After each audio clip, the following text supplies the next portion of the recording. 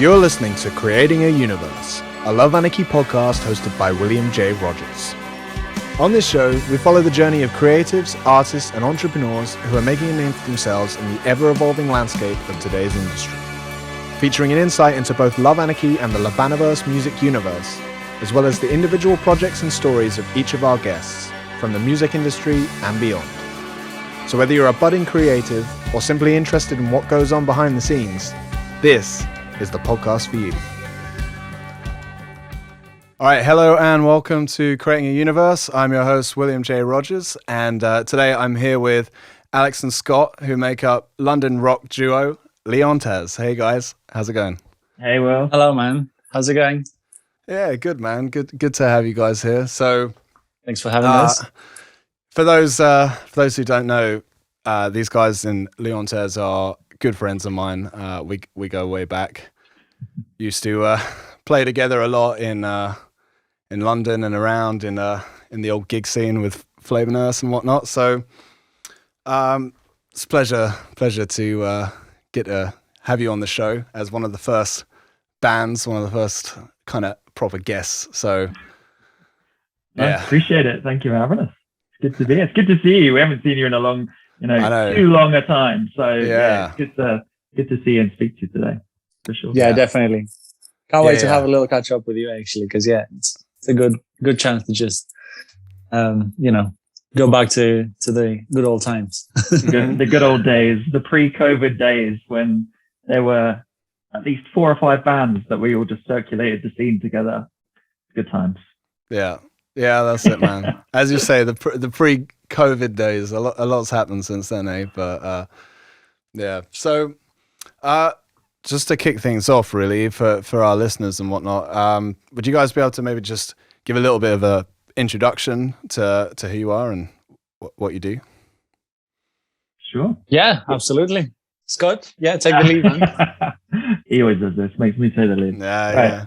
So we are LEONTAS. I'm Scott, and Alex, as you know, is here. We are a 2-piece. So I'm playing drums, I play keyboard, I sing.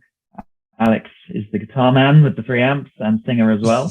I suppose we started in 2015. So we kind of met by chance, really. It was, we both were auditioning for a band in London, in Camden. Long story short, didn't really like the band, but kind of got on with each other. So we went for a beer afterwards and was just talking about, music and, what we've done previously and kind of what we want to do.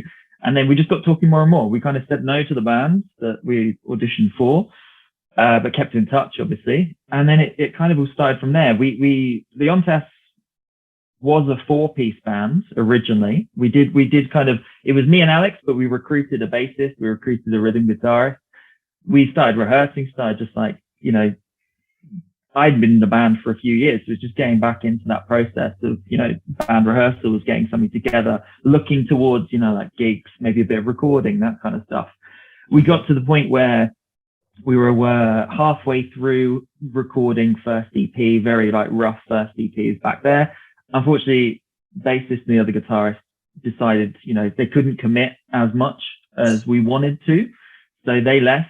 It kind of left me and Alex just figuring out what to do next, really, for about 6 months, I suppose. So we just went back into the rehearsal room. It was just like, let's try something. Let's just see if we can make it work for 2 people. And so, and then it just happened from there. We then started gigging like the end of that same year and haven't really stopped since as a 2-piece. So yeah, there was a bit of time where we had to really experiment and start from scratch again.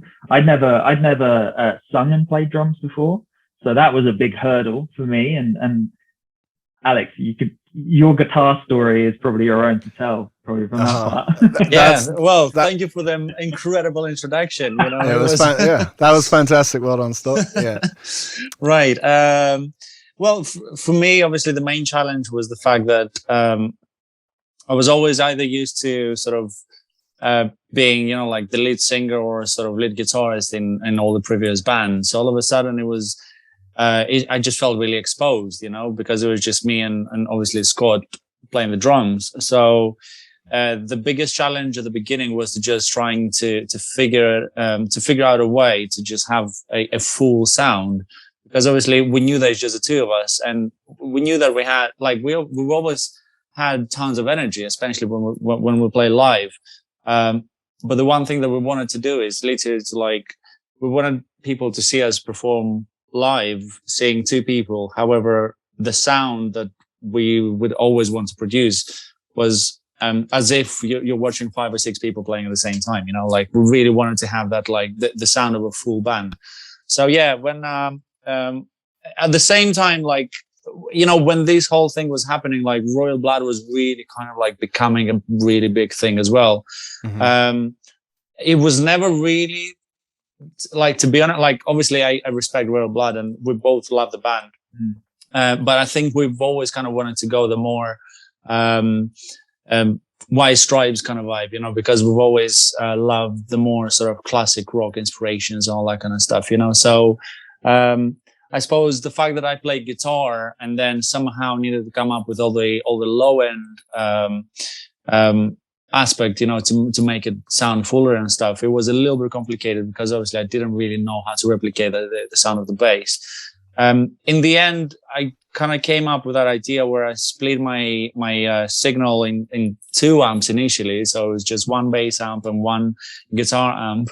And that was like a revelation. I remember that first rehearsal, you know, when we walked into the room and I was like, Scott, I think I just discovered something incredible, you know? And I remember like, she was like, oh yeah, okay. You know, let's go, let's see. And I just remember that, like, you know, the first chord, and we're both just like, you know, that moment with, you know, the Holy Grail moment. We were both like, what the hell did just happen? And then, yeah, from there, things really kind of like started shaping, you know, started like becoming what they are nowadays, I suppose. You know, it was just like the one thing led into the other. And from the 2 amps, you know, eventually I started experimenting with the 3 amps. And then I wanted to get more and more interesting in regards to just effects and all that kind of stuff. So yeah, now the result is like bloody 3 amps and almost 3 pedal boards. And essentially the idea is that, you know, like each one of the amps is supposed to imagine, like, you know, when you watch a full band, obviously you'll have the drummer, you have rhythm guitar, lead guitar, bass, whatever, you know. So that's kind of how I have it in my head.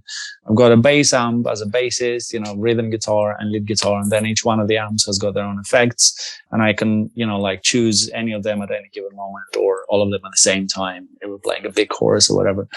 But then even that, you know, it came to a point where we kind of got used to all of this, you know, and all of our material kind of started sounding a little samey, at least to Scott and I suppose. Yeah. So this is when, you know, we really wanted to, we started experimenting with more elements, you know, we started experimenting a lot more with our songwriting in general. We started experimenting a lot more with the backing vocals, all the harmonies, keyboards. Now, you know, Scott, he obviously plays keys with the one hand, drums with the other, you know, sings. Nice. I do all the like dancing and everything on top of my pedals, you know. So yeah, multitasking is definitely one of the most important aspects of being in Leontas, you know, but it's not just multitasking, I suppose. It's always like, you know, walking on that fine edge of the knife, you know, just like never knowing what's going to happen next. You know, it's just kind of that element of danger, you know, because we don't like to just play the same rehearsed shows, you know, like again and again, always the same thing, you know, like every night for us is different. And yeah, we never know what's going to happen next. And that's kind of what drives us, I suppose. Yeah. Oh, that's fantastic, man. That's fantastic. It's a great story. And I mean, yeah, I remember experiencing that for myself. Like, you guys stood out a lot, obviously, for that. You've really kind of crafted your own unique sonic landscape that you operate within in the live environment. And especially you, Alex, turning up with your guitar rig that takes up, you know, half the stage. You got all your pedals there. You got 3 amplifiers, and yeah, it's quite something, man. It's always funny when we turn up to gigs where they're just like, so what time is the bassist getting here? When's the other guitarist? And it's like, It's all him. This is our gear. This is it. This is our third member of the band. It's just all the gear. So the heaviest member of the band as well is all the gear. Oh yeah, I bet. Followed by me, and then Alex. And I mean, I don't remember exactly, but I mean, you're using some hefty valve amps and things, right? I think. Yeah. You may have mixed it up, but I remember that you had a Vox going, I think, at one point. Yeah, one Vox AC15. I'm still using the same amp. Yeah, absolutely love the sound of it. Like for me, you know how everyone keeps raving about that Marshall Gibson combo. For me, it's Vox and Gibson. You know, like for me, that's just the sound. You know, that's how any guitar should sound, really. Nice. Having that said, though, my second amp is a Marshall. So that's exactly what I was thinking when you said it. I was thinking, isn't it a Vox and a Marshall? Yeah, but the main sound is the Vox. That's like the main sound. You know, that's my lead. That's my everything. It's all the recordings. It's, you know, that Vox is sort of the sound that drives my guitar sound. Mm-hmm. Yeah, that's a fantastic sound. I mean, classic. I think that I used a Vox on most of the Flavour Nurse album as well. So, yeah, I get. It's just great, that. You know, like so many. I mean, everyone's used Voxes over time, you know, but they just have this really traditional, warm, kind of like, you know, scooped kind of sound that it just translates just perfectly. You know, every single time, you know, just without really overthinking or, you know, just plug and you're ready to go. And then, you know, you just tweak a little bit some of the EQs and stuff, add a little bit of reverb and you're ready to rock and roll. You know, it's never let me down, really.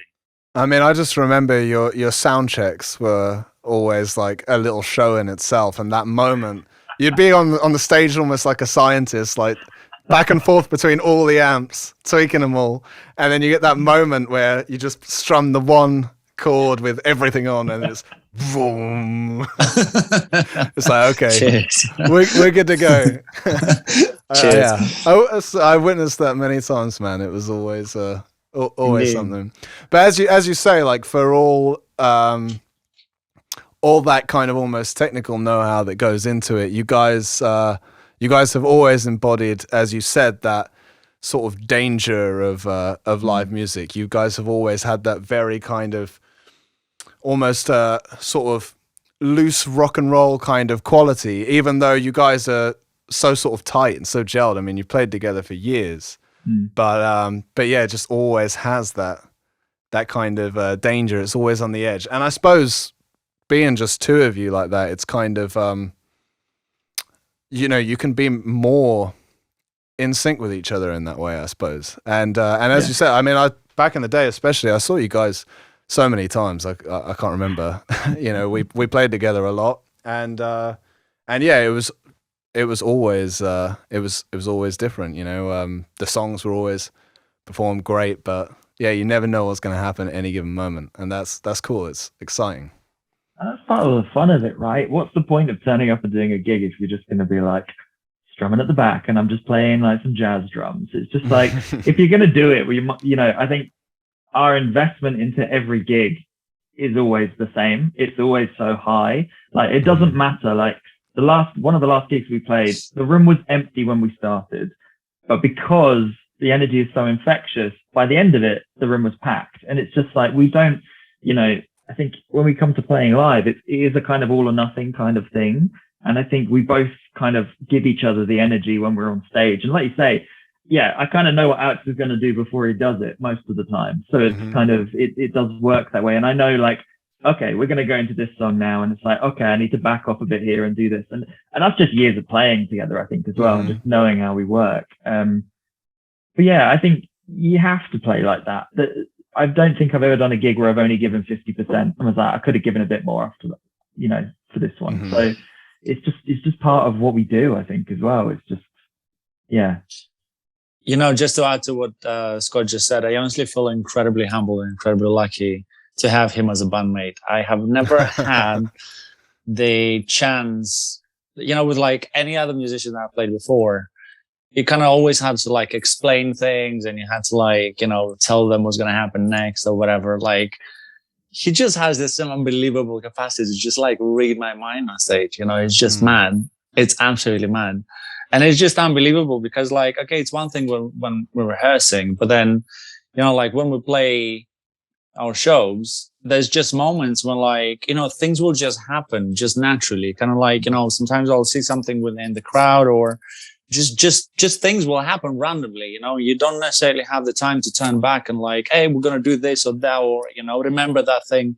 And somehow Scott just always managed, just like instantly, like before I even say anything, he's already there. You know, it's just mad. It's touch wood. Yeah, it's incredible.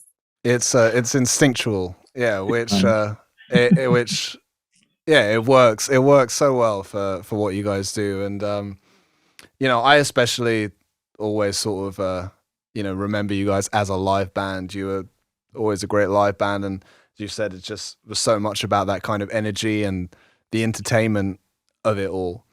And but you know, I mean, back at that time, you started releasing some music, and since then you've released quite a fair bit since in more recent times. So what would the process be like? How, you know, you guys were playing as a live band for quite a while, right? You mentioned about starting an EP early on. If I remember correctly, did you guys had an EP back in the day, right? And has that been removed? With Love. Yeah, with Love, the first EP. It was very garage recording. It was all just done on a very tight budget, and I think luckily we are now able to re-record those songs and do it properly. I think we were quite, you know, first time in doing that kind of stuff. Everything was kind of, the drums aren't 100%. Some of the, you know, the vocal, the harmonies aren't 100%. I think we were so new getting into it and still kind of learning how to do stuff and how to create songs. And you've got to remember, these are songs we haven't even gigged live yet. So it's like you learn so much about a song when you play it live, and you go, well, actually, that doesn't work anymore. We need to do this instead. And it's just like, yeah. So it's a very kind of like, I'm happy with it because it's like it is our first kind of venture into recording and stuff like that. But I hated the process, to be honest. That first recording, absolutely, I hated it. I'd never really recorded drums before, and it was hard work. And I think a lot of that, when I listen back to it, we don't have it on Spotify anymore because it's just, we've moved on from there. Yeah. It's just because it kind of, the quality of music now is so much better than that, and it gets so much better along that timeline that it almost is like, it doesn't need to be there anymore. As much as, you know, we still remember it and things like that, it's kind of, it doesn't show us in the best light, I don't think. So we just kind of have removed that from Spotify and things like that. We'll just remember it in our heart forever. Yeah, I remember it. Yeah, you remember it. Yeah. No, I was looking for it earlier, and I was going through all your stuff on Spotify, and I was like, oh, but Toxic Love, is that still the original recording, or? Not for too long though. Yeah, that is one of the original recordings. That's what I thought. So Toxic Love made it, which is good because it's a great song. It'd be a shame if the only reason why Toxic Love made it is because we actually have a little bit of a following in Greece, and there's one of the radio stations, Music Borders. You know, like over the years, we've established an incredible relationship with them, and honestly, they've been so supportive with everything we've ever done. But for some obscure reason, like, that is the favorite song, and that's a great song, man. No, I mean it's great. Yeah, it's just you know, I mean, production wise and all that kind of stuff. You know, like we kind of feel like Scott said, we've just sort of like moved on. You know, but yeah, it just kind of goes to show that, you know, the audience, a lot of the times, they have a different opinion, and, you know, maybe there's things that we don't understand because we're the creators and performers, you know. So yeah, we kind of try to listen to, we always try to listen to what our audience says and what they, you know, what's their opinion. But yeah, let's just say that, you know, we are currently in the process of re-recording and well, we recorded already. We are currently mixing the new version of Toxic Love, among others. So yeah, it's not going to be there for much longer. That's good for me to hear. I get a nice little nostalgia hit from that one. Yeah, that's cool, man. And we still play it. We still play Toxic Love, most gigs as well. Man, I thought it was a staple, man. You guys always play that. It's a staple. I think it'll always be there. It's just such a, it's such a good tune at the end of the day, and it's just such a, if we need something to really kick off a gig or something a bit, heavy hitter kind of stuff, then that's definitely in there. And now we haven't stopped playing now. It was the other one. That's what I thought. Yeah. Toxic Love and Now. I think the biggest thing about it is those songs really, really demonstrated that whole kind of unique guitar setup that you've got going. That whole like big riff, and that just like every time you guys play that, it's going to make people's heads turn and be like, well, what's going on with this band, And so, yeah, those songs were always great for that. And, I'm sure always will be. Yeah. Cheers. But, so just getting a bit of the timeline again straight then. So you guys got together off of the back of, stuff in 2015. Yeah. You started recording this EP then. Was that like you early on, like had you started gigging at that point or? I don't think we had. We'd never gigged as a 4-piece band. So it was literally just rehearsals and just getting stuff together. And we thought, we might as well make a quick kind of scrappy EP just so we've got something to put out there. So yeah, then when everything kind of like changed and we probably took a few months to get back into it. And I think we probably started gigging, Alex, probably like late 2016, that kind of time. Is that about right? That's about right. I think so, yes. Because I remember our first gig was that pub in, oh God, where is it? Near Vauxhall, that place. I'm just trying to think. I am trying to remember the name of that place. The Camberwell Arms or something like that. Camberwell Arms, something like that. Small pub gig, and it was like, I remember that being our first gig that we ever did as a 2-piece, and that must have been like 2016. Yeah. Oh, on like New Year's Eve, wasn't it? It was something New Year's. We did that one as well. Yeah, there's too many gigs. I'm not remember which one's which. Yeah. Anyhow, no, but the point is, I think what Scott is really trying to say is, we only played, I think 3 or 4 shows up to that particular point, and then we went into the studio to record the first EP because we kind of thought that recording something was necessary to get more shows and just like we needed something to show to any promoters or venues, etc., that we're trying to get in touch with. So obviously it just seemed like the natural, necessary thing to do. However, we chose to record with a friend of ours. Well, he used to be a friend of ours, who's a producer. But he's an electronic music producer. He'd never done a rock band, bless him. So I think for him it was something new and like it was a normal thing to do. I'm pretty sure he'd never recorded real drums before. And then for us, like obviously I think both Scott and I, we had some experience within like recording studios, etc. However, the way we recorded was new to us because essentially we really wanted to capture that live spirit, like we wanted to record exactly the way we would play live, so with the same setup and all that kind of stuff. And we really like played the songs in the exact same way we play live. And yeah, that was really tricky because we didn't really know how to do it properly, so it just, yeah, I mean, it is what it is, it was great. It was a learning curve, I think. It was we learned a lot out of that session, I think, and there was a lot of things that we managed to create that list of things not to do again, so man, it's all important. It's all about the learning, man. So yeah, that's good.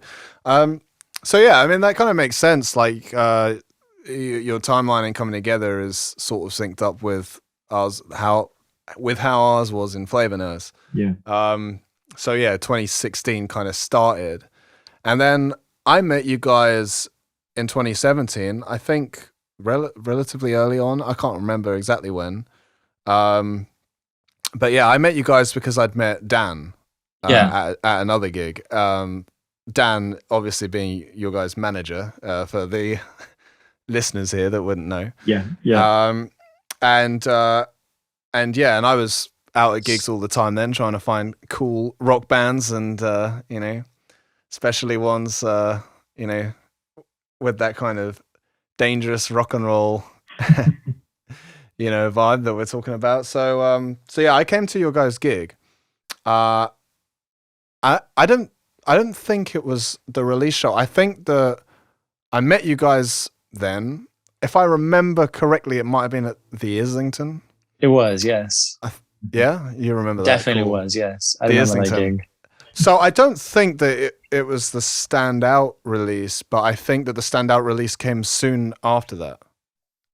If I remember correctly. Yeah, Because you guys played, in fact, now I'm thinking about it, you guys kind of played the Islington a bunch of times around then. Yeah. At least like 3-4 times, I think. Mm-hmm. When it was, I don't even know if it is still called the Islington, but yeah, Probably we did probably like 3-4 shows there and launches and things like that. A couple of launches there actually. Yeah, I think that would stand out. Maybe was that gig, because now Stand Out was with what was the B side of Stand Out? That was with Now. It was Now and Stand Out. Yeah, so Now came first, and then Stand Out I think was this launch. Yeah, so it was still early days. It was still quite early on for us as a band as well. Mm-hmm. You know, only a good 18 months into gigging, that kind of stuff. So yeah, we were playing some good gigs. You know, we kind of, as you do as a London band, you fall into that kind of trap of just, oh, a promoter likes me and I'm getting gigs and doing this and doing that. And it's like, we're lucky we only had one instance where we had to pay to play, and we never did that again. And then we kind of got into, you know, doing some other gigs, and it's just getting yourself out there, but it's just picking the right gigs that work for you. Because we've played, like, we had to do an acoustic session in a piano lounge, and it's just like, it's not really, you know, we still did it. It was good fun, but it's not really our vibe. We'd rather do a full electric gig instead. But yeah. When you were starting out, that is, or yeah, when we started out, I think we just took any gigs we could get, and some of them were a little bit random. So which you do as a young band, right? Man, that's it. Again, you gotta start somewhere. But I think, I mean, the key thing for us back in the day though was that, like, what I remember for sure is that I came to your guys' gig and I met you, and the gig was awesome, and we had friends there and stuff. And then you guys had a massive party afterwards. That much I remember. I'm pretty sure something along those lines. I remember it getting a little bit rowdy, and I remember Alex standing on the tables at the Islington or outside, doing some rock and roll stuff that is all rather a blur right now. But I remember thinking, I just remember thinking, like, okay, it was a mate. This guy's a rock star for sure, man. Like, gotta watch that one. And yeah, and then I remember a party. Dan used to throw parties all the time back at his, and at the same time, like, Toby and I would always throw parties at ours and stuff. So there was pretty much always parties and things after these gigs, and that just kind of, I don't know, just helped keep up the kind of spirit of it all. You know, sort of built somewhat of a kind of community and made going to gigs like a fun kind of party thing to do. And so making these kind of networks of rock bands and stuff, it was all just a little bit, you know, just brought out the kind of excitement in it all. Yeah, but, you know, like, kudos to you for coming, to be honest, to that very first gig where we met, because that was really like a beginning of an era, you know. It was every time I think back, you know, those I'm not sure how long it lasted, like 2 or 3 years. They were incredible, man. Because you were kind of like, you came, you know, we became friends like pretty much instantly. And then we really started, like, you know, supporting each other first. You know, you'd come to our shows, you know, we'd come to yours. And then very quickly we started playing shows together. And then we got to meet, like, Aaron, you know, from Pioneer Island and the rest of the guys, you know, and we just created a sort of, like, well, you created this community, you know, which was, but if really you must have been the instigator, you know, because you were the one who somehow, like, managed to bring a lot of us together. And it really was amazing. Those shows that we've done and, like, events, and, you know, I've got nothing but incredible memories, really. Yeah. Well, thank you for that, man. No, thank you, man. Thank you.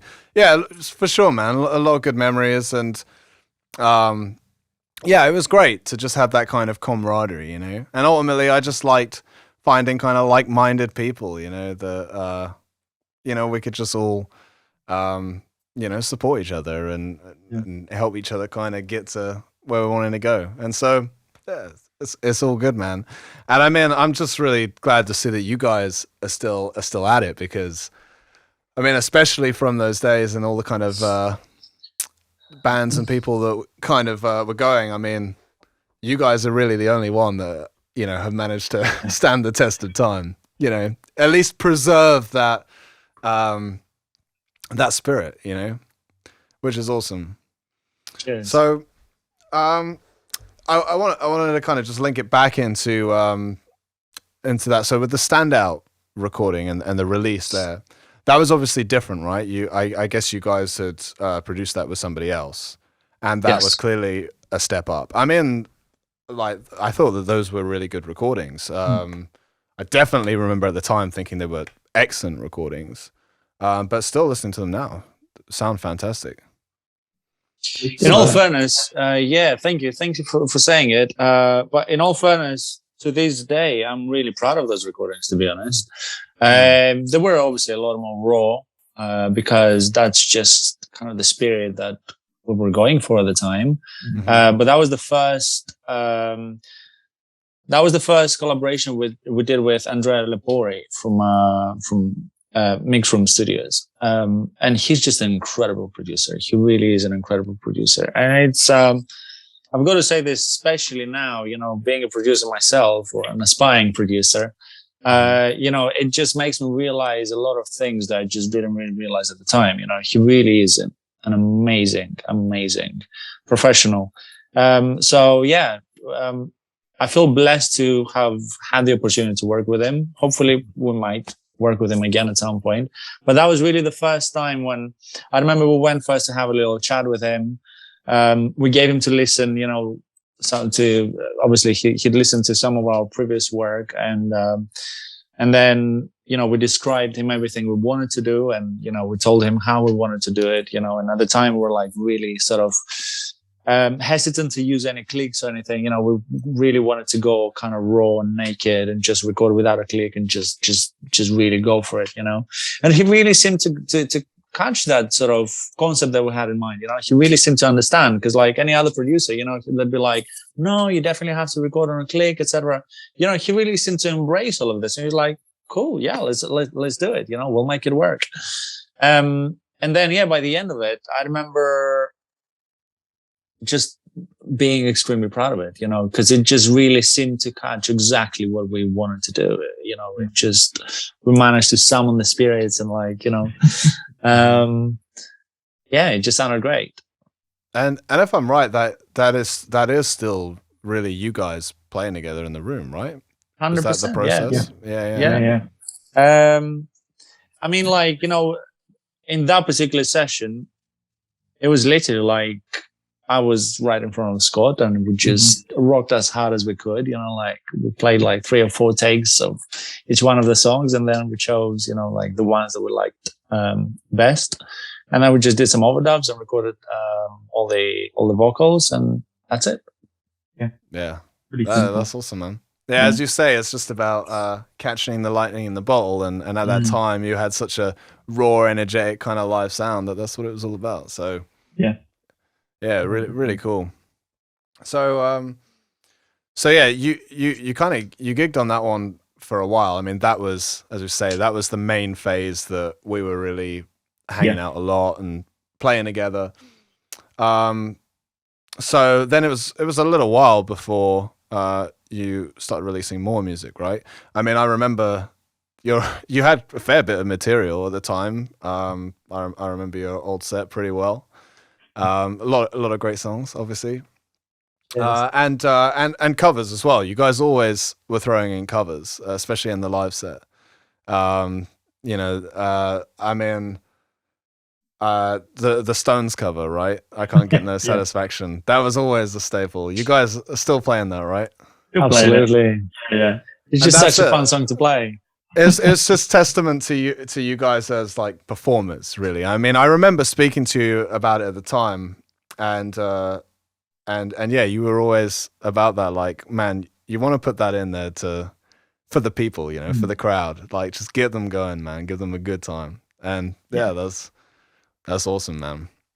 Yeah. So, yeah, but then so kind of fast forward a bit, and your next release was Rhythm and Blues, right? Yeah, which was the next year, and I think I was going over it a little bit with Scott before, but I think that's the gig that you guys did at the Black Heart where I attended and met my now wife Maria. Yeah, correct. At the show. Correct. The matchmaker gig. Yep, that's where we got involved into the love life. Change your life forever. So certainly did. And that was a crazy gig because I remember that gig. I don't remember the gig, but I remember the sound guy. And I remember how much dry ice he pumped into stage and the strobe lights he had on for every single song. It turned into like a Nirvana, like 90s music video. It was just insane. And it's just, that was a good gig from what I can remember, but I think it was very, there were some points I couldn't even see. There was so much light going everywhere. I was just like, I can't even see Alex. There's like thick smog and like laser beams in my eyes, but it was a good one. The Black Heart. Yeah, no, it was a great show, actually. I just remember it being like dangerously loud. I remember at some point I think the Black Heart was always like that, wasn't it? That is true, yes. But I just remember I can't remember what song I was playing. I was just sort of right at the edge of the stage. So I had, you know, the sound from the amps and obviously the monitors and everything. And then I had the front of my house speakers, you know, like right above my head as well. So like the combination of everything, I just nearly passed out, literally. I've never experienced anything that loud in my life. I just remember like playing a chord. Dry ice and... Well, just thinking about it gives me goosebumps. It was intense. It was really, really intense. But yeah, it was a special gig. It was a gig I think I will never forget. Oh, certainly for me, anyway. Yeah. Yeah, so that's it. A good one, good vibe, and yeah, good release as well. So it was another like double single, and so was that with the same producer then? It was, yes. Yeah. That makes sense. Yeah. We just loved working with him the first time. We just kind of had to go back to him to record a bit more, you know. So Rhythm and Blues, and then the B side of that I think was Here Today. And that was actually the first song that we did on a click as well. Yeah. The dreaded click. Yeah. Just actually a little side note, because I remember Scott, you started incorporating at that time the little kind of electronic drum pads. So you'd have your live kit, and then you'd start putting in those little beats. I think you were using that a lot on Here Today, right? That's it's all on the Roland SPD. That's what made me think of it. So you're still using that, I assume. Still using it, for sounds, for triggers, for loops. Then kind of stuff. What I was curious is, like, you mentioned about keyboards earlier and like playing them to the drum. So are you playing keyboards live? Yeah. So you've got the drum kit, the Roland electric pads, and a keyboard. Yeah. Wow. And a microphone. So I'm singing as well. So really what I'm doing with the keyboard, it's just it's a Korg monologue. So it is just, I'm using it as bass lines and just kind of extra depth of sound. So that's been a challenge over the last few 6 months, you know, to try and learn that, because you think you've just mastered singing and playing drums, and then I'm just like, all right, let's throw everything out again, and then let's use my left hand to play keys while I'm playing drums while I'm singing, and I might have to trigger something at the same time. So, you know, it's a challenge. It starts to turn into a circus act. Like, do it on a unicycle next. No, that's cool, man. That's really impressive. I was inspired. There's an artist, I can't remember his name. I think it's called like Paris Monster or something like that. He's a drummer who plays keys with his right hand. And I was just like, he's amazing though. He's a keyboardist as well as drummer. But it was kind of like inspired by that, because it's just like, I can do more. And we needed, you know, for Alex to do a guitar solo, he needs a bass line underneath it, and he can't play both at the same time. So it's just us figuring out, right, next step, we've done this, we've done the 3 guitars, we've done the drums, and what's next? And it's just like, bass line. Let's just try and get me laying down a bass line with the drums, which makes sense anyway. And then I can just allow him to just, you know, break free and go and do a solo for 20 minutes if he wants. So Cool. yeah, just, you know, he's got his Steve I moment at the center of the stage, and it's just, yeah, it just makes sense. It's tricky. It is tricky. I don't play keys. I'm teaching myself how to play bass with the left hand. So yeah, it's just throwing it into the mix. So it's fun. Cool, it works. It's cool. It makes total sense. Like, yeah, as an evolution, that's really cool. I need to come and see you guys now doing that. Yeah, you do. It is pretty cool. It is cool. Yeah. It's effective. It's very effective. Yeah. So okay, so next was Pick Me Up, right? Released also in 2018, I think. Yeah. Did that one come relatively soon after? Quite soon after. Yeah, we had the double single, then Pick Me Up came out quite soon after, maybe like 2 and that was definitely months. I was definitely released. So the release show was at the Islington as well. Yeah. Right. Yeah. I do remember that. Yeah. I mean, you guys had good shows there, so I guess you just thought, like, yeah, we'll keep doing our releases there. No, because the sound was just great. And I remember we made friends with one of the sound engineers, and he was just so understanding, and he really seemed to get what we're doing. I'm getting the picture now. I remember you putting your arm around the sound guy and being like, "This guy." It's like like the only guy that gets our sound right. Yeah, so that's cool, man. He was Italian, right? Was it like is Italian? No, he was English. No, he was definitely English. The guy with the beard and an incredible sense of humor as well. I remember there was a moment where like something was happening with the venue. So like the manager of the venue wasn't happy about something. And we were literally like on stage sound checking. So he just ran in to complain about something. I can't remember. We were like running over time. I don't remember what the problem was. I just literally remember the sound guy saying, "These guys are releasing today. You out of here." And I was just like, whoa, this guy is like massive respect now, you know, like honestly from here he just went like above the ceiling, you know, and he literally just like told everyone to just boom. And yeah. Nice, man. That's it. It's got your back. That's it. Release parties at the Islington. Sorted, man. That's cool. So is it the same producer again?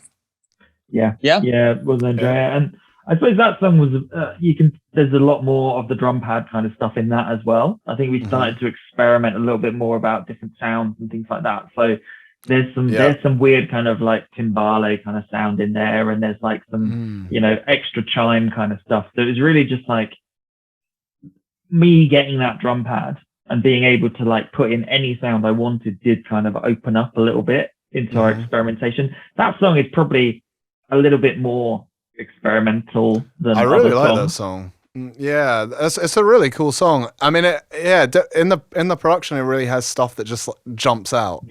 At you, and the riff and stuff. It kind of almost reminds me a little bit of Soundgarden or something like that. Which, as you said, is maybe a little left the field, you know. But yeah, really cool track. Thanks, we don't actually play it that much anymore. It's one of those tracks we don't really play because I think it is quite complicated, especially from a drum kind of perspective. So I don't know whether, you know, it was just one of those things that recorded sounds great. We have played it live a few times, but it's not one of the ones that we'd go to. I think maybe because it is a little bit different to our normal sound that, you know, it's not, I don't know, it takes a little bit of time to get into, but still a good song. Still proud of that recording. Yeah, that's cool. That's cool. And so in this run, were you with the producer, same producer the whole time? Then the next track was Alive, I think, in 2019. Yes, and I think Alive was probably the last recording we did with Andrea. Yeah. It was just a phase, you know. It was a great phase. Everything. Hold on. After Alive, there was one more. We did Darkened Heart as well with Andrea, and that was going to be our last recording with him. Right, okay, yeah. But the reason why we just kept working with him is, you know, he just really seemed to understand everything that we wanted to do, and most importantly, we learned so much from him, because he was just a great mentor in many different ways. He was trying to explain us how to get certain effects and how to get certain sounds and soundscapes, that we're trying to understand. And it just worked. It just really, really worked. And then it's not, it just kind of came to a point where we understood that we needed to try something different. So, and that was sort of right before the pandemic as well. We were like getting ready to record certain things, and yeah. Well, that's time to try something else. That's obviously the next big chapter, isn't it? It's like, especially the fact that you guys were so active for a long time, gigging a lot. You guys are really such a live band. So then for the lockdown to hit, obviously that kind of throws everything up in the air, changes the situation completely. So, talk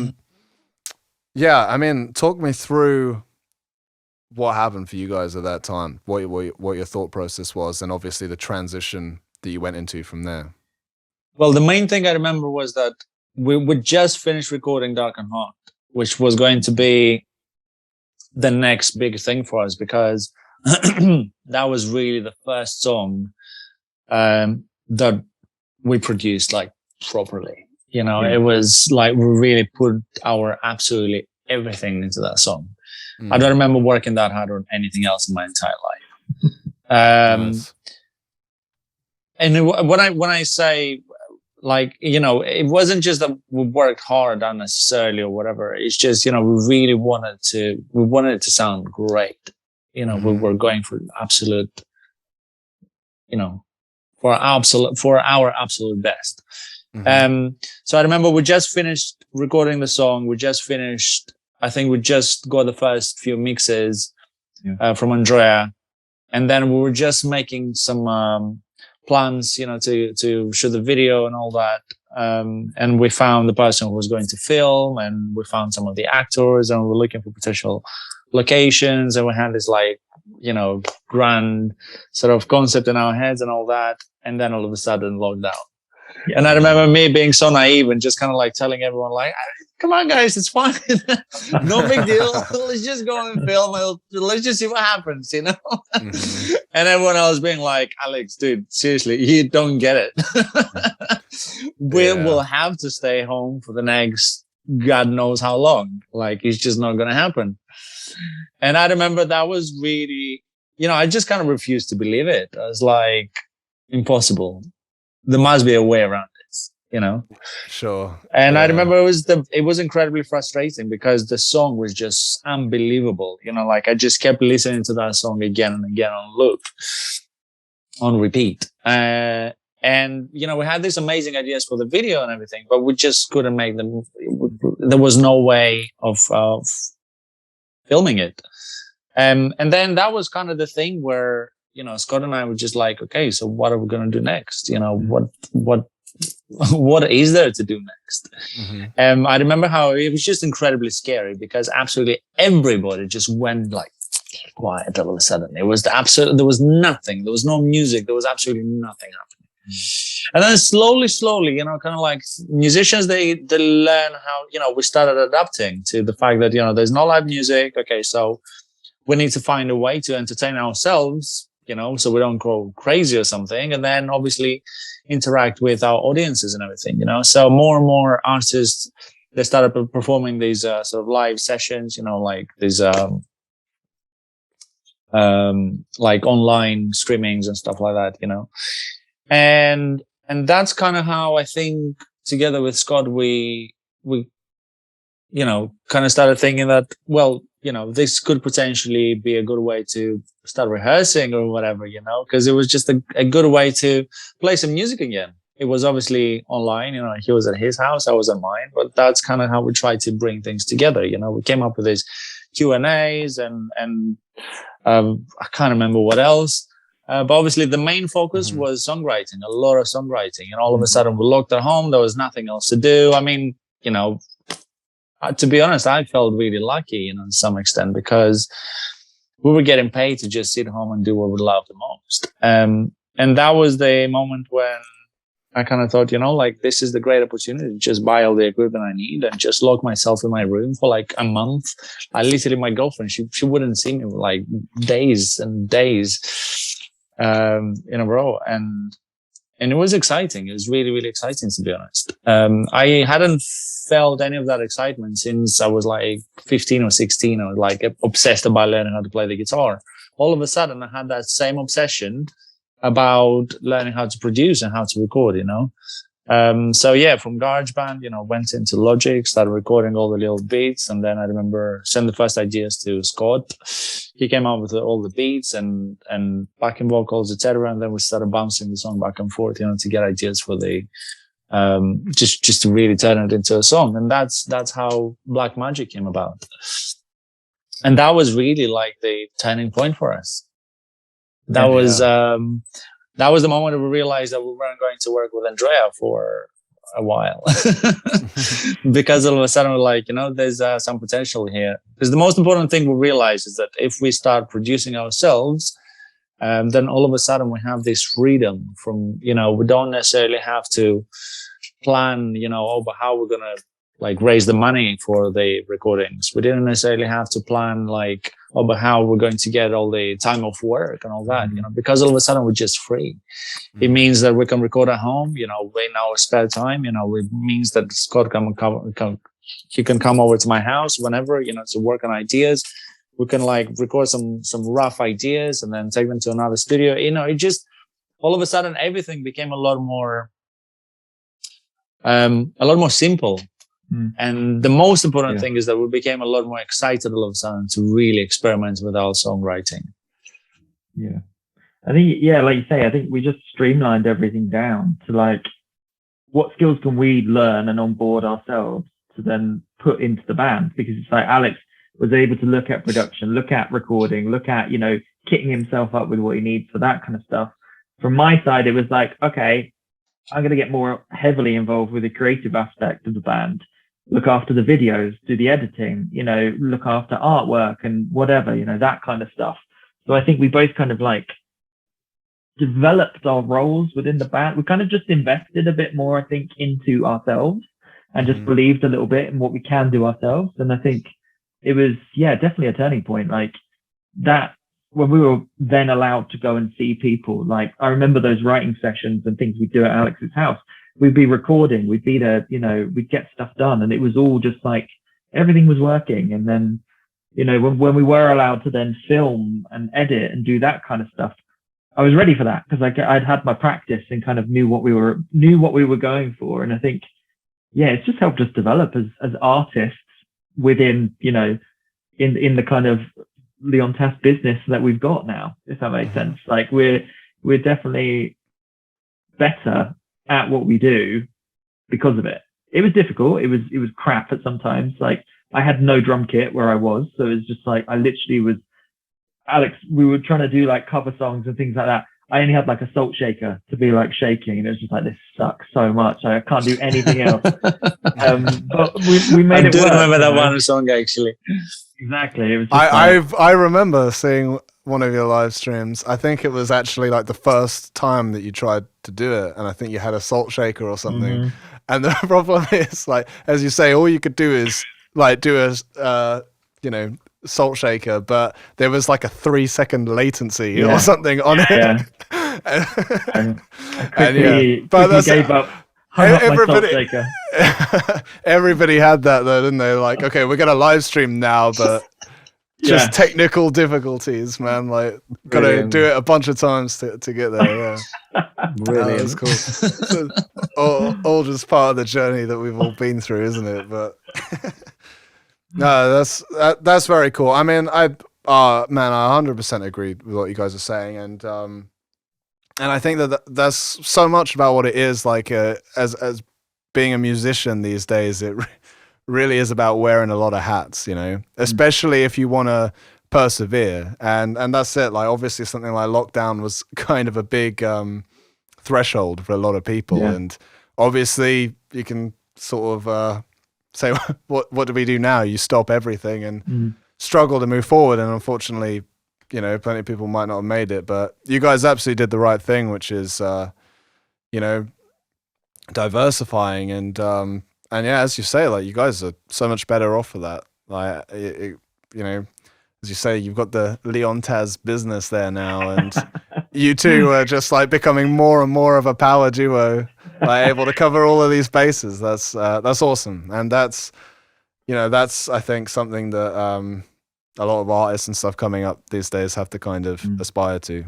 Yeah, but it's a shame as well, because it's like, it shouldn't be like, the issue as well why we did this is because it's so expensive to outsource that work to other people, and it's just it like, really is, yeah.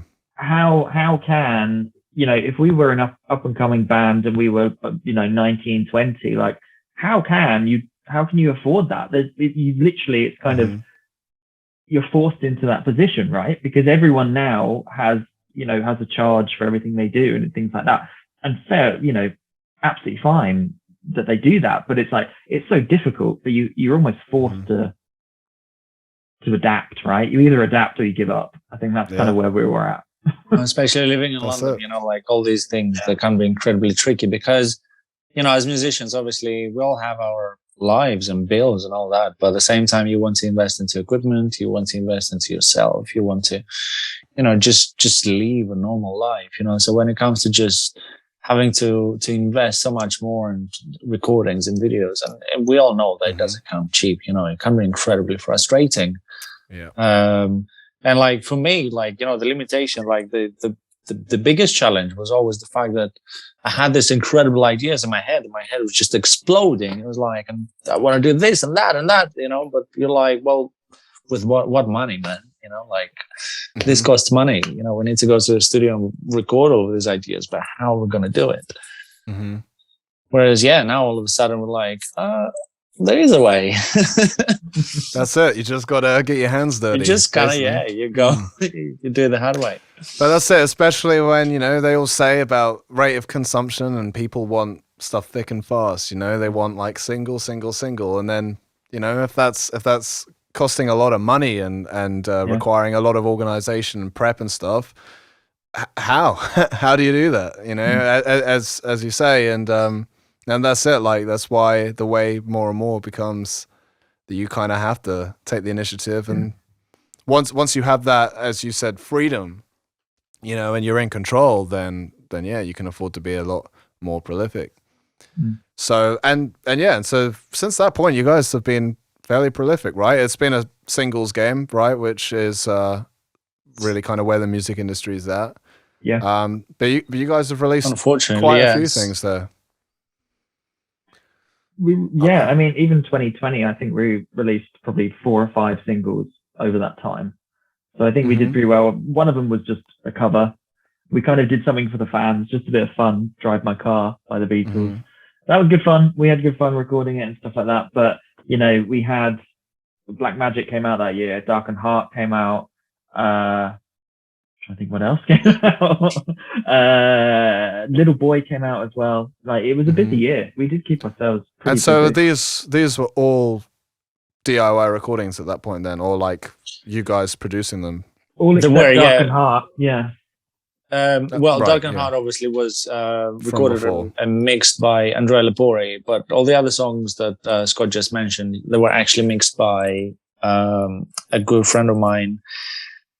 He's based in Greece, Vasilis Gouvatsos. He's an incredible producer as well. So that was kind of the phase where so basically right when the pandemic ended, well, towards the end of the pandemic, I decided to go and study music production. So I went to SAE London, and now, it's been almost 2 years. I'm finishing the degree soon. But that was basically the beginning when, you know, I went there and we started learning a lot more things, you know, much more than I could even imagine, you know, was possible. So as soon as I got there, basically pretty soon I realized that there was going to be a lot of assignments, and obviously most of our assignments, there were music, you know, we had to record, mix, all that kind of stuff. So for me, that was like, fantastic. I'm going to record LEONTAS non-stop.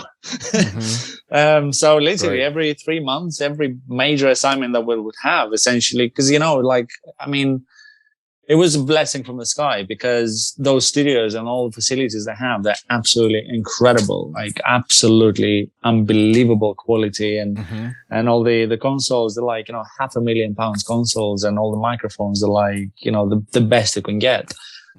So it just made sense, so that's basically how it started. The first few assignments, they were just recordings. So obviously I wasn't qualified yet to mix any of those songs. And this is why, we'd record everything, and then, maybe I'd like give it a little bit of a rough mix, send it over to Vasilis, and then he would do the rest. And that's how we did the first few songs. And then obviously I became a lot more confident with mixing. So then the next bunch of songs that you're going to hear pretty soon, that's all us. That's 100% us. Wow, fantastic.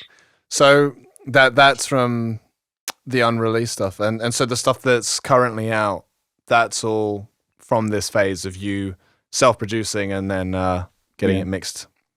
Yeah, that's cool, man. Wow, cool. So yeah, I'm very excited to hear the stuff that is coming up as well. I mean, yeah, you mentioned a bunch of songs. I have your releases here, and there was Against the Wall as well that came a bit later. Great song. And then a couple of much more recent ones. Cobzar, is that how you pronounce that song? Yes, Cobzar. And that's what language is that song in? That's actually Romanian. I thought that it was Romanian. Yeah, that's cool. Definitely so the something story different goes with this song. When I was little, I had a phase where for a few years I lived with my grandmother in Moldova.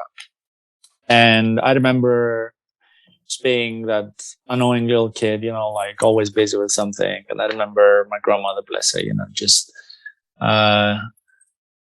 she'd always, she was always busy doing something around the house, and she was like nonstop, singing some song that, she'd always like, sing sort of like the first few lines, and then every single time she'd say the same thing. I wish I knew how to sing, and I wish I knew the rest of the words for this song.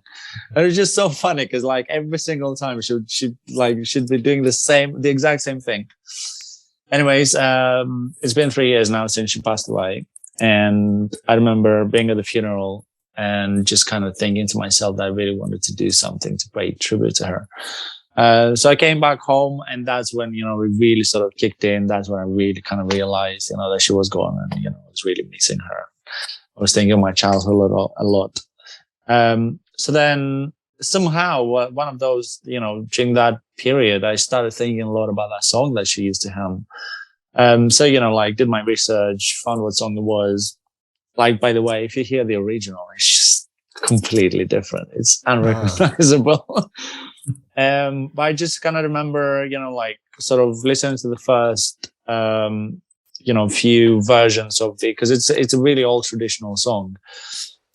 So, kind of picked the chords on the guitar, and obviously found all the lyrics, which was quite tricky in itself, actually, because obviously, like I said, it's a really old song. So I remember going to the studio at some point, and just not even the studio. I think we went to Scott's house, because we had a little bit of a phase where we did a lot of sort of acoustic sessions, and just, we'd jam a little bit, and that's how we put songs together. And during one of those sessions, I remember just kind of playing the song to Scott for the first time. And I remember in my head, I was so nervous, because I was like, 100% he's going to be like, it's like, like what?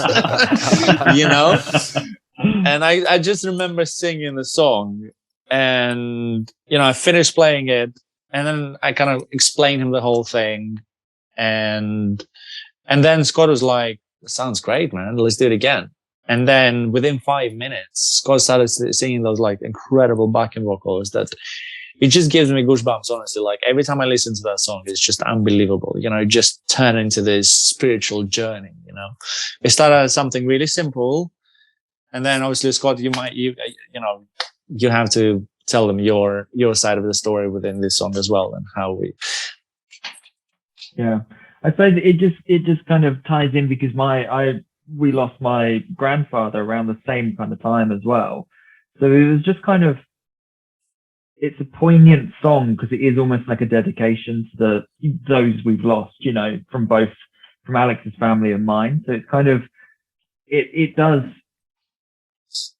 got a certain like tone to it, which is different for us. It's a little bit kind of, it's a little bit more humbled. It's a little bit more relaxed, but there still is, you know, something big at the end, but it's got a different feel to it to other songs. It's not there to be a punchy rock song. It's just kind of, no, it's got a little bit more kind of honesty to it, I think, as well. And even if you don't know what the words mean, you can tell they mean something. I think, yeah, it's quite an important song. It's yeah, I think a special song for both of us because it has connections to like people we've lost. And yeah, I think it came out really well. Like it's again, really well recorded. Especially the end bit. I love it. I think the drums sound amazing in the end as well. If I can pat myself on the back for that one. Nice, but it's just got it just builds and builds and builds and builds. And it's just like, it has that journey of like, they're gone, but they're not forgotten. And here's, you know, let's celebrate them as well. So yeah, it's a special song, I think, for us. I do remember actually that the recording process was quite magical as well. Because that was one of the first times when, you know, I had sort of all the guitars and all the equipment right in front of me.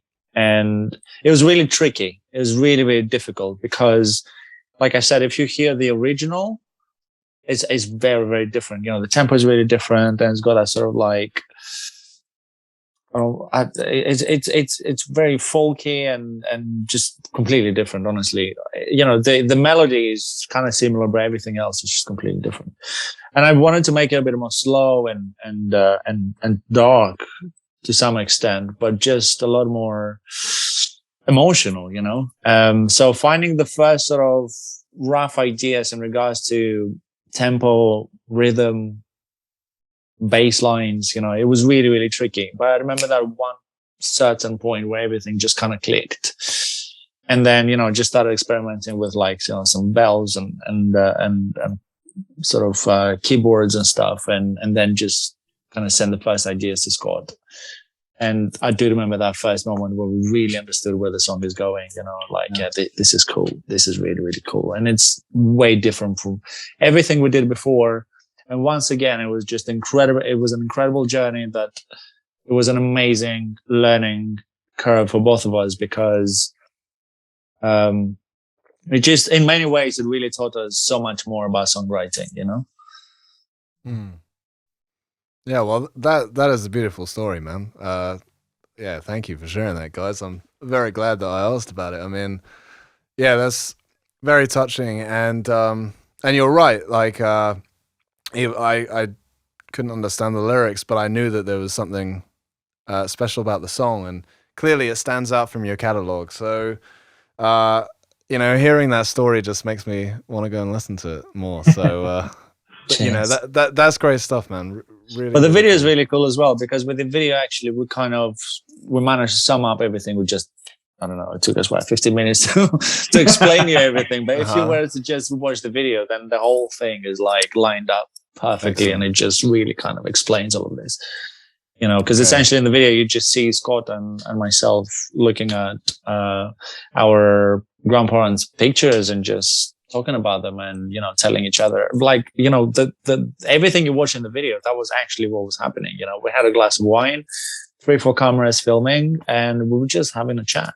And then we just went and played the song 3-4 times and then just edited the whole thing. And that's the video. Yeah. So again, you know, it's just really honest. You know, there was nothing pretentious or it wasn't like choreographed or anything, you know, it was just real. Just walked into a studio, boom, done. That's amazing, man. Amazing.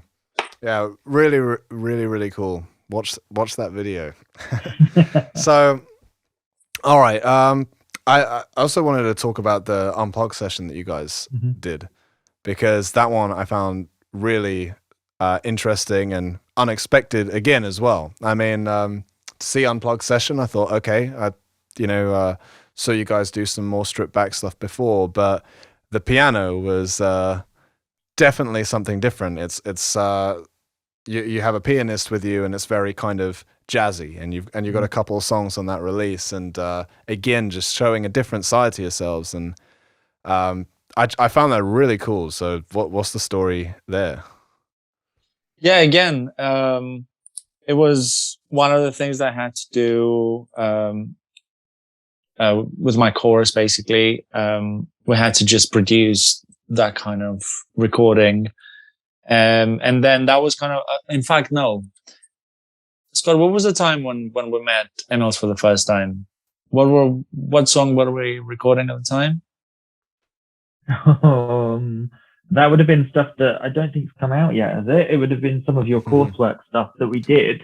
No and spoilers. He was there. No spoilers on those ones. But I went in, didn't I, to record drums because you couldn't go because of COVID. So, correct. So I met Emils because he was helping out behind, setting up drums and setting up microphones.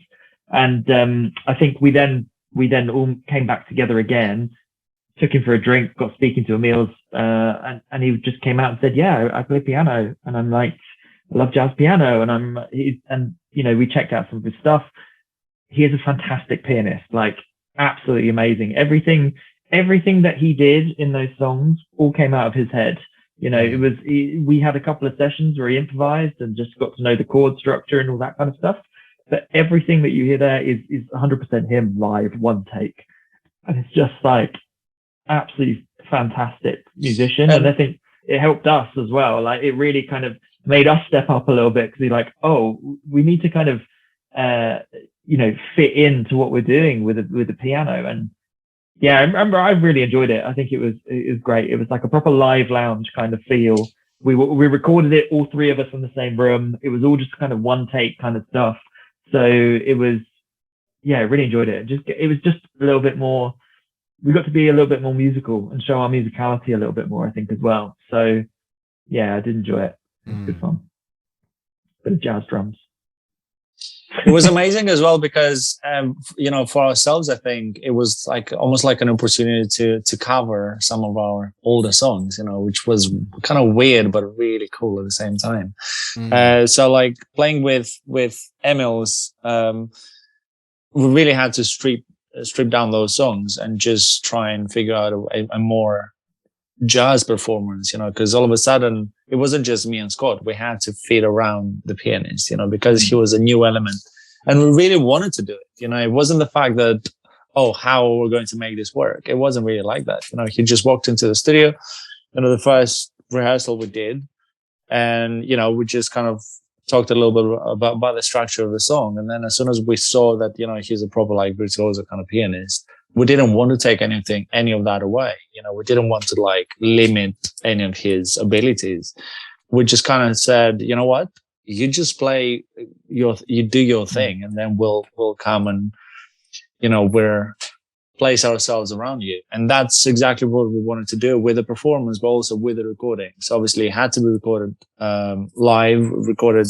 There was a ton of microphones. Honestly, recording that session was just recording and mixing, because I actually mixed it myself, and it was, it was interesting. It's really, really cool. But at the same time, nice. Actually, that was a really good example, because that's actually 100% produced by ourselves. So we mixed, mastered everything. We did everything ourselves, and it was great. Phenomenal, because again, the idea was we'll walk into the studio, like play our hearts out, and just choose the best takes, and let's see what happens. And he really is an incredible musician, and it's just really, really cool to have that experience, to have someone else playing your songs and give you that, sort of like a different take on things that otherwise we thought we knew really well, Mm-hmm. All of a sudden we're just challenged to, step up, just we had to come up with things sort of like to make things more interesting. And it was amazing. Really. It was an unbelievable experience. Oh, it came out fantastic. Yeah, I think it's really cool.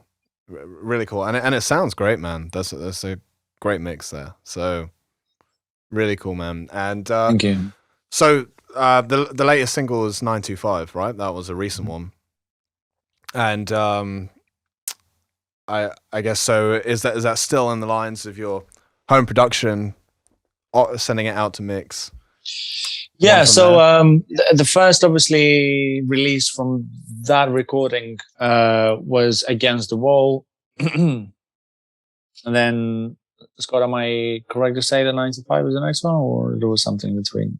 From a certain recording session, that is. Yeah, no, because basically we've recorded a bunch of songs that is going to be our next EP.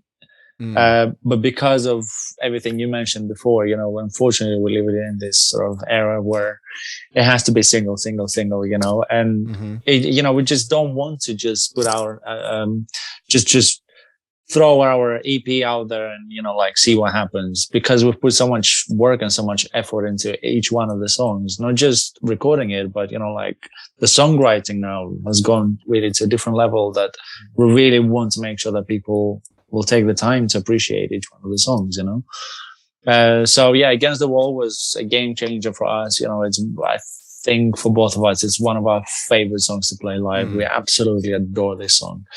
9 to 5 equally, it was something that we wrote during the pandemic, and then obviously recorded it.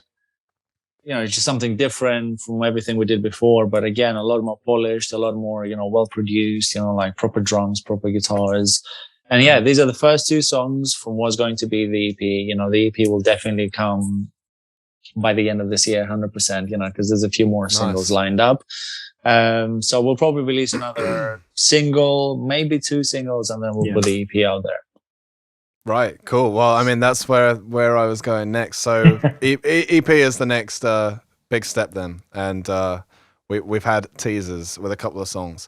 But I mean, these 2 songs are, without doubt, 2 of the strongest songs that you guys released. So it's good omens for this EP. I'm really looking forward to it.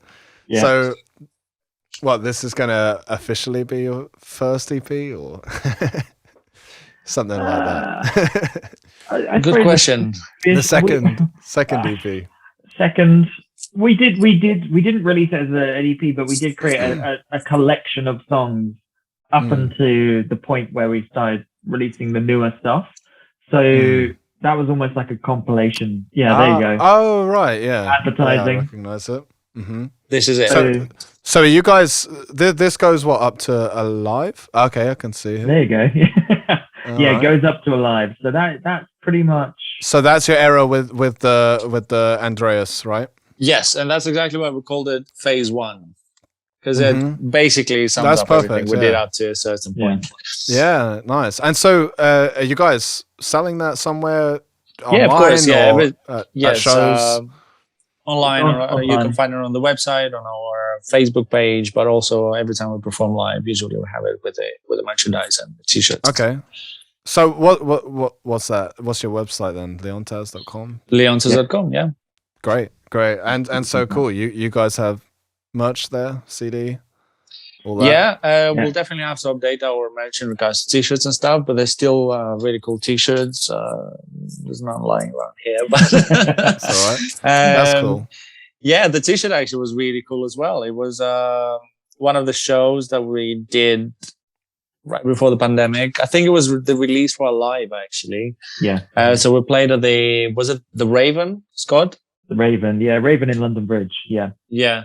And it was an amazing gig as well. And we had a phenomenal photographer who came to photograph the show, and he sort of filmed all the behind the scenes and all that.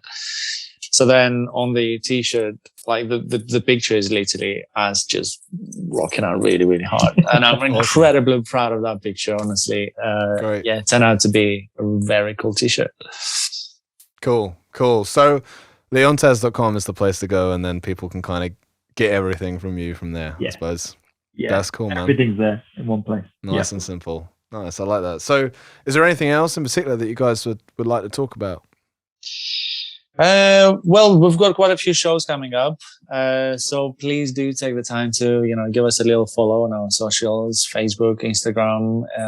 Obviously the easiest is probably just visit our website, leontas.com, because from there you can have sort of access to our bio, reviews that we've had over the years, music, videos, everything is there. So that's the easiest way. Just join our mailing list, and then every time we have some news, you'll be notified. And there's some really, really exciting things happening this year. We've got some really cool festivals. We're going to play in Norwich, Dragon Slayer Festival, which is a really, really cool event. Scott, help me out. We've got another one. I'm really bad with like dates and stuff, but yeah, we've got quite a few things happening. We're doing Priory Festival in Kent as well. That's quite a big one in August. And then just other shows up and down the country. We want to try and get out there a bit more. Now that we can travel a bit, we really want to, so if anyone listening wants us to play in their town, just give us a shout. We'll come and play. It's not a problem. We've got all our own kit now. We'll be fine. We can just pack it up in the car and we'll do it. But I suppose. Well, actually, this good observation. The next phase for us really is, we've built over the years a really cool sort of arsenal of equipment and all that kind of stuff, which there's still a few more things that we need to acquire. But basically, the next thing we're going to do is just start playing around the country completely promoted, etc. Sort of shows. We're planning to just start gigging as much as possible, in like smaller places, bigger places, just anywhere around the country, without really necessarily getting in touch with promoters and stuff. We really want to just start getting in touch directly with the venue in order to be able to, just play to a wider audience within places where normally places that otherwise probably wouldn't have live music, So basically our goal is to really just be able to provide all of the sound that they may necessarily need. We'll just come with our van, everything's there, boom, this is what we do. Which is to some extent maybe, kind of novel, I suppose, because most of the bands, they have to rely on equipment that the venues may or may not have, So the next thing for us is just kind of focus on that and just play as much as we can. Mm-hmm. Very cool, man. Very cool. Well, maybe I'll get to see you up in North Yorkshire, perhaps. It definitely will. Sure. Cool, man. It would be an absolute pleasure. Well, I mean, it's certainly been way too long. So one way or another, we need to arrange something at some point. Yeah, definitely. Sure. Well, I think that's probably a good place as any to wrap things up for the episode. So thank you guys so much for coming on, and thank you for having us, man. It's been an absolute pleasure. You look great. You sound great. So thank you so much for having us. Thank you, sir. You guys too, as always, man. All right. Thank you. Take care. Thank you for listening to this episode of Creating a Universe. A special thank you to LEONTAS for joining me and sharing their story. Be sure to follow the band on social media, and if you're in the UK, go and see them live. You won't regret it. That's all for this episode. I'll see you next time.